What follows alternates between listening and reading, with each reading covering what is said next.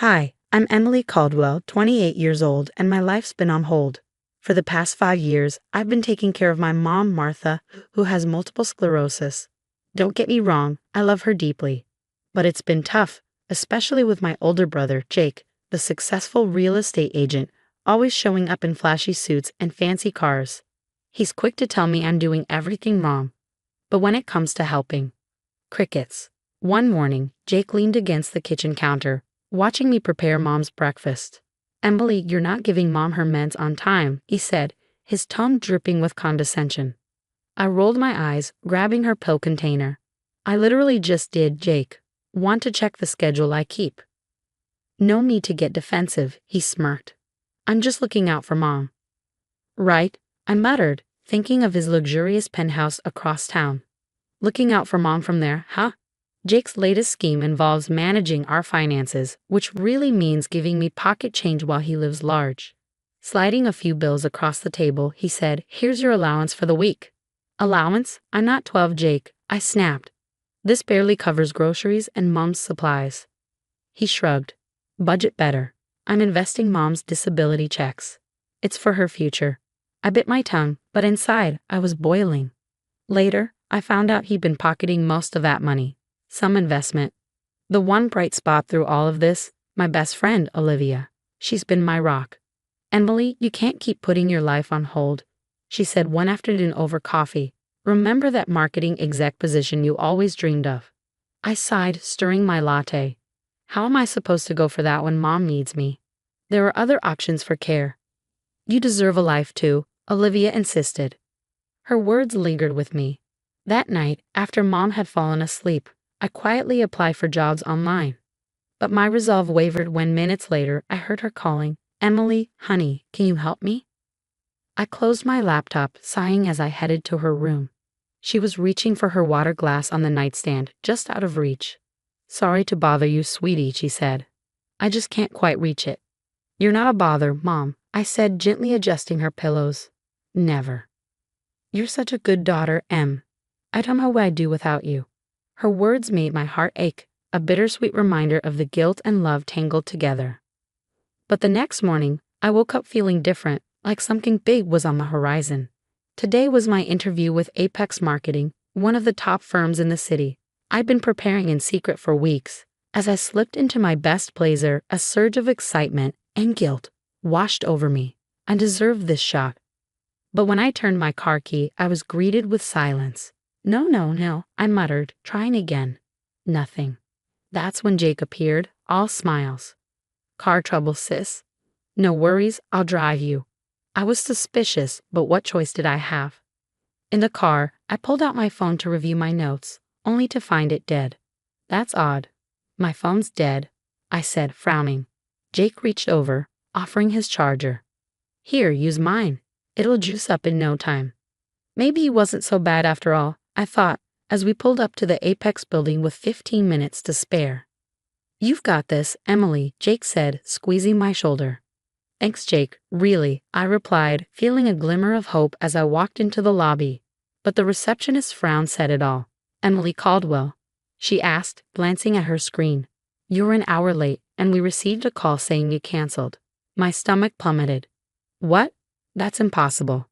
I'm right on time, and I never called to cancel." She looked sympathetic but firm. "I'm sorry, but Mr. Thompson has moved on to another meeting. We can't reschedule." Devastated, I stumbled out of the building, my dreams crumbling around me. The drive home was silent. I couldn't bring myself to speak, replaying everything in my mind, wondering where it all went wrong. Then later that evening, I overheard Jake on the phone, his voice low and smug. "Yeah, it worked perfectly. She has no idea." As I hid in the hallway, I heard Jake's voice low and smug through the cracked door. "She'll be stuck here taking care of Mom forever." My blood ran cold. Quietly, I slipped out to the garage, my instincts screaming something was wrong. I examined my car, clear as day. There were signs of tampering. Back in my room, I checked my phone. The battery had been completely drained, far more than normal. But the final nail in the coffin was the call log. An outgoing call to Apex Marketing that morning when my phone had supposedly been dead. The realization hit like a punch. Jake had sabotaged everything, My car, my phone, my interview, my chance at freedom. I sank onto my bed, shaking with anger and disbelief. How could he do this to me, his own sister? But as the shock faded, something else took its place. Determination. If Jake thought this would keep me under his thumb forever, he had another thing coming.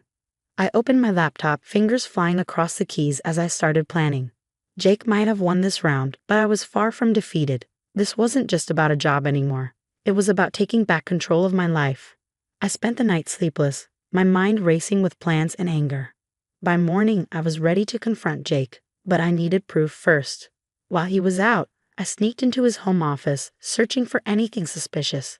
That's when I found it, a hidden compartment in his desk drawer. Inside was a burner phone and a stack of documents. My hands shook as I sifted through them, piecing together a shocking truth. Jake wasn't just embezzling Mom's money. He was involved in a massive real estate fraud scheme. The documents revealed fake properties, shell companies, and laundered millions. The most chilling part, a list of names including high-profile politicians and businessmen. I quickly snapped photos of everything and put it back exactly as I'd found it, heart pounding as I left the office. Later, I confronted him. Cut the crap, Jake. I know what you did, and I know why. His face flickered with surprise before shifting to Fox innocence. What are you talking about? He said. The car, the phone, the call to Apex. You sabotaged my interview. Jake scoffed. You're paranoid, M. Why would I do that? Oh, I don't know. Maybe to keep me here as your perfect family alibi while you run your little fraud scheme. His face went pale. What? What are you talking about? I leaned in close, voice low. Shell companies, fake properties, money laundering. Ring any bells? His eyes widened, panic flaring in his gaze. How did you? And let's not forget your little black book of corrupt officials. That's quite an insurance policy, isn't it? Jake's desperation turned cold as he grabbed my arm. You don't understand, he hissed. I'm in too deep. These people, they're dangerous. If I go down, we all do. I pulled my arm free, glaring. So you decided to ruin my life to save your own skin. I'm protecting us. If you leave and start a new life, it'll raise questions. I need to look like a devoted family man. It's the only thing keeping us safe. I lost it. You selfish bastard. You've been lying, stealing, putting our family at risk, all for your own greed. His face twisted with anger, but he tried to keep control. Watch it, M. We're in this together now. One word from you, and it's over for all of us. Little did he know, I was recording every word on my phone, hidden in my pocket. After the confrontation, I told Mom everything. The fraud scheme, the dangerous connections, the sabotage. Her face crumpled in disbelief, then steeled with anger. That boy, she muttered, shaking her head. I knew something was off, but this, Emily, we have to report him. I hesitated. Are you sure, Mom? This could get dangerous. I raised him better than this. He needs to face the consequences, no matter who he's involved with. Together, we called the authorities. With shaking hands, Mom dialed the FBI's tip line. Hello, this is Martha Caldwell. I need to report a major fraud scheme involving my son, Jake Caldwell, and several high-profile individuals. As Mom hung up the phone, I felt a flood of emotions, fear, relief, and pride. For the first time in years, I didn't just see her as someone frail or in need of care. She was the strong, fearless woman I'd always admired. She turned to me, eyes filled with determination. We did the right thing, Emily, no matter what happens next. I hugged her tightly. It's okay, Mom. We're going to get through this together. After Mom and I reported Jake, the FBI moved quickly. His office was raided, and soon his face was plastered across local news. The phone wouldn't stop ringing. Reporters, angry clients, even some of Jake's business associates, all trying to figure out what we knew. One morning, as I made breakfast for Mom, my phone rang with an unknown number. Hello, this is Emily Caldwell. Hi, Emily. This is Sarah Thompson from Apex Marketing. We heard about your situation on the news and were very impressed by your resilience. My heart skipped a beat. Oh, thank you. I'm so sorry about the interview mix-up. No need to apologize, Sarah said warmly. In fact, we'd like to offer you a job, if you're still interested. I nearly dropped the phone. Are you serious? Yes, absolutely. After I hung up, I danced around the kitchen, tears of joy streaming down my face. Mom wheeled herself in, a smile tugging at her lips. What's all the commotion about? I shared the good news, and her face lit up. Oh, Emily, that's wonderful. But what about me? That conversation opened up possibilities we hadn't considered before. Mom, what if we got some help here at home? I suggested gently. I can use part of my new salary to pay for a caregiver to come for a few hours each day. Mom looked uncertain. I don't want to be a burden on your new life, Emily. I took her hand, squeezing it reassuringly. You're not a burden, Mom. This way, you can stay in your own home, and I can pursue my career knowing you're well taken care of. A week later, I settled into my new job just a short drive from home. As I wrapped up my first day, my phone buzzed with a text from Olivia. Celebration dinner this weekend, no excuses. We're toasting to your new beginning. I smiled, feeling a blend of relief and excitement. It wasn't perfect, but we'd found a balance that worked for everyone. We'd been through hell, but we'd come out stronger. Jake's trial was looming, but for the first time, I wasn't afraid. Whatever came next, I knew we could face it together. What would you do?